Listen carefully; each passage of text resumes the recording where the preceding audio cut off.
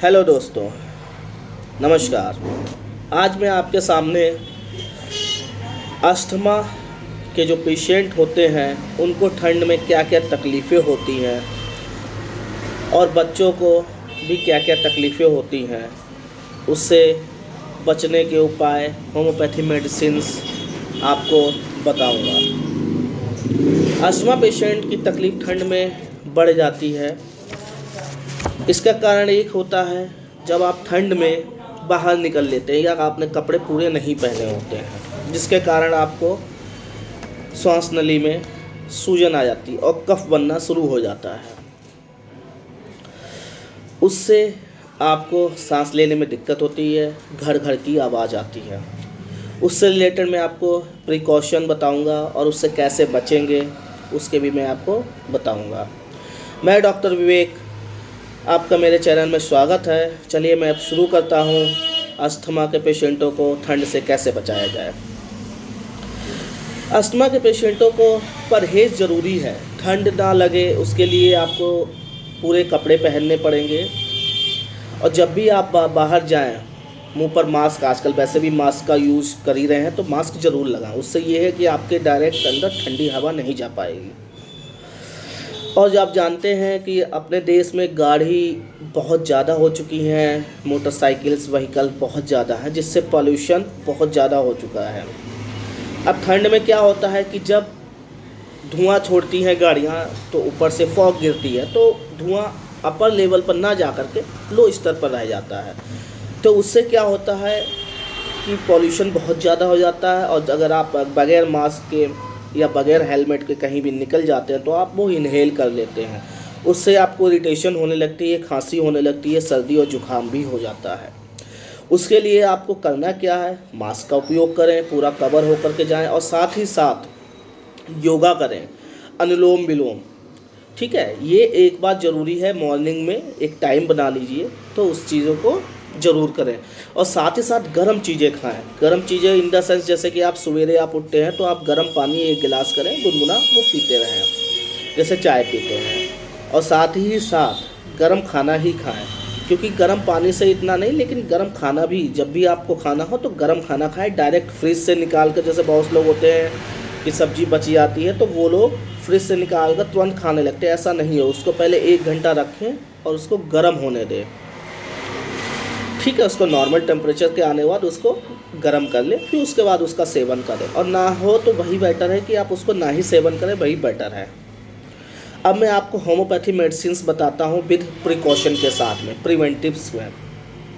इसमें क्या होता है, जैसे कि ठंड में अस्थमा वाले मरीजों को ज़्यादा दिक्कत होने लगती, तो अस्थमा वाले मरीज़ जैसे ही बाहर जाएंगे या उनको ऐसी घर घर की आवाज़ आती, तो उसके लिए एक होम्योपैथी मेडिसिन आती है, डल्कामारा 200। डल्कामारा 200 को बहुत ही इफ़ेक्टिव मेडिसिन होती है अस्थमा में, ब्रोंकाइटिस में, जिनकी इन्फ्लामेशन हो जाती है ब्रोंकियल्स में, लंग्स में। उसके लिए डल्कामारा 200 पोटेंसी सवेरे खाली पेट आपको लेनी है। और दूसरी मेडिसिन आती है ट्यूबरकुलाइन 1 ट्यूबरकुलाइन 1 आपको 1 डोज वीकली लेनी है।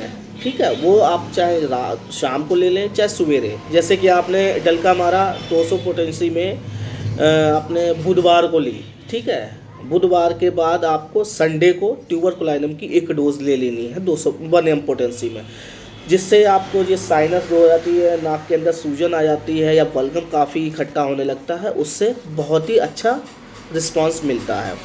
और साथ ही साथ कई ऐसी दिक्कतें आ जाती हैं जिससे आपको सांस लेने में बहुत ही प्रॉब्लम हो जाती है। एक तो आपका ओवर वेट हो जाना, ठंडा खाना खाना, ठीक है, ये सब चीज़ें अवॉइड करें। और साथ ही साथ जैसे किसी पेशेंटों को अस्थमेटिक अटैक आ जाता है, एकदम से सांस बहुत तेज़ फूलने लगती है, तो वो इन्हेलर का यूज़ ज़्यादा करते हैं। तो उनके लिए मैं बताना चाहता हूँ कि ऐसी ही 3-4 दवाइयाँ हैं होम्योपैथी में जो आप यूज़ कर सकते हैं। अगर आपको बलगम भी आ रहा है, सांस लेने में दिक्कत होती है, तो उससे बेटर है, सबसे पहले मेडिसिन हमारी मदर टिंचर में आती है, ब्लाटा ओरिएंटेलिस। ब्लाटा ओरिएंटेलिस कफ रेमेडी है, जिससे आपको कफ ज़्यादा बनता है, तो उसके लिए बहुत ही फ़ायदेमंद और इफेक्टिव होती है। दूसरी मेडिसिन है Grindelia mother tincture. Grindelia mother tincture भी बहुत ही इफेक्टिव होता है जो इन सब चीज़ों में परेशान होते हैं। और तीसरा होता है पोथास। पोथास का मदर टिंचर। ये तीनों जो मदर टिंचर है, तीनों मदर टिंचर को आपको क्या करना है कि एक चाहे 100 ml की बाइल ले लें या 30 ml की बाइल ले लेते हैं, तो 30 ml की बाइल में इन सब तीनों मदर टिंचर को 10-10 ml मिला करके एक अलग से शीशी तैयार कर लेनी है। उसमें क्या करना है, उसको अच्छे से मिक्स कर लेना है। उसके बाद 20-20 बूंदे गुनगुने पानी, आधा कप गुनगुना पानी कर लें, 20-20 बूंदे दिन में 3 से 4 बार लें, सुबह दोपहर शाम और रात, जब तक आपको ये दिक्कत होती रहती है। और साथ ही साथ आप वो वाली मेडिसिन भी यूज़ कर सकते हैं, डल्कामारा और ट्यूबरकुलोनम।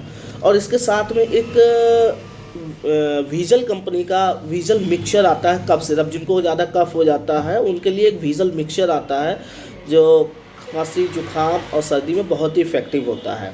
इसको आप अगर छोटे हैं तो 5-5 ml दिन में 3 से 4 बार दे सकते हैं, और बड़े हैं तो 10-10 ml दिन में 3 से 4 बार। लेकिन इसका क्या करना है, इसको आप गर्म पानी में लें, गुनगुने पानी में। उससे ये होता है कि आपके जो नली होती है, अंदर श्वास नली होती है, फूड नली होती है, उसमें आपको सिकाई हो जाती है। उसके लिए आपको गर्म पानी का ही ज़्यादातर यूज़ करें। और सबसे ज़्यादा ये है कि आप बाहर की चीज़ें अवॉइड करें।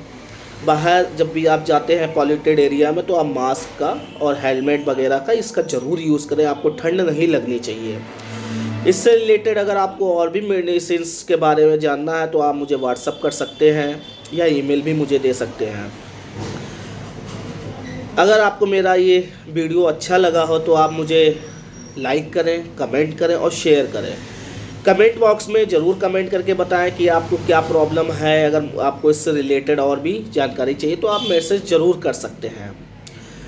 इसलिए मैं आपको कल फिर एक ऐसे ही नॉलेजेबल डिज़ीज़ के लिए आपको बताऊंगा, नए नए मेडिसिन्स के बारे में, कि क्या आपको घर पर ही बैठकर आप इसका इलाज कर सकते हैं, वरना डॉक्टर्स के पास कंसल्टेशन आप कर ही सकते हैं। Thank you. जय हिंद, जय भारत।